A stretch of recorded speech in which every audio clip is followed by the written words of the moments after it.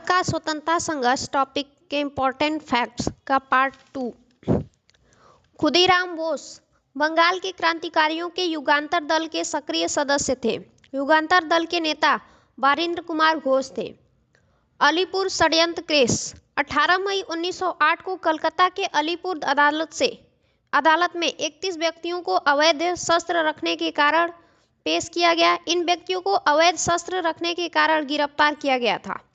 19 अगस्त 1908 को 30 आदमियों को सेशन जज के सुपुर्द कर दिया गया और 7 सितंबर 1908 को 7 और आदमियों के इस मुकदमे में शामिल किया गया।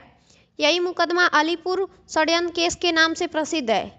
इसके सरकारी गवाह नरेंद्र नाथ गोसाई को अलीपुर जेल में सत्येंद्र नाथ घोष एवं कन्हैया लाल दत्त ने गोली मार दी। इसके लिए दोनों को फांसी की सजा दी गई। बारिंद्र कुमार घोष, उलास्कर दत्त, हेमचंद्र दास और उपेंद्र नाथ बनर्जी को आजीवन काला पानी की सजा मिली। बाकी लोगों को 10 वर्ष, 7 वर्ष एवं 5 वर्ष की सजा दी गई। इस मुकदमे में अरविंद घोष छोड़ दिए गए। तब इन्होंने क्रांतिकारी क्रियाकलापों से अलग होकर पांडिचेरी में अपना आश्रम औरेविले स्थापित कर लिया। महाराष्ट्र में विनायक दामोदर सावरकर ने 1904 में अभिनव भारत नामक संस्था स्थापित की। अभिनव भारत संगठन के सदस्य P.N. वापट बम बनाने की कला सीखने के लिए पेरिस गए। विनायक दामोदर सावरकर के बड़े भाई गणेश सावरकर ने देशभक्ति से पूर्ण कुछ कविताओं की रचनाएं की थी, जिस कारण नासिक के जज जैक्सन ने उन पर राजद्रोह का आरोप लगाकर 8 जून 1909 को आजीवन निर्वासन का दंड दिया। इस सजा को सर्वथा अनुचित मानकर अभिनव भारत ने जैक्सन से बदला लेने का विचार किया। जैक्सन के विदाई समारोह में 21 दिसंबर 1909 की रात को एक नाटक खेला जा रहा था। जो ही जैक्सन ने इसे देखने के लिए फाटक पर पहुंचा, अनंत लक्ष्मण कन्हारे ने उसे गोली मार दी।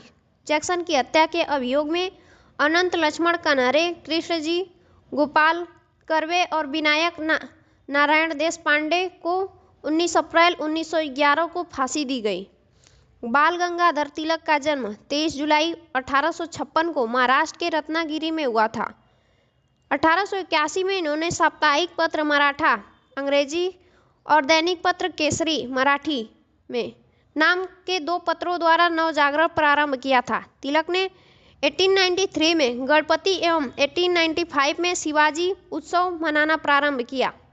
बाल गंगाधर तिलक पहले कांग्रेसी नेता थे जिन्होंने देश के लिए 18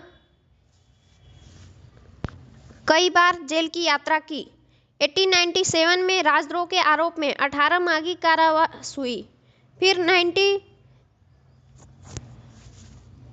1908 में राजद्रोह के आरोप में 6 वर्ष की कारावास हुई। 1908 से 1914 तक बर्मा के मांडले जेल में 6 वर्ष काटने पड़े। तिलक को सजा सुनाने वाले जज का नाम दावर था। प्लेग के समय ज्यादतियों से प्रभावित होकर पूना के चापेकर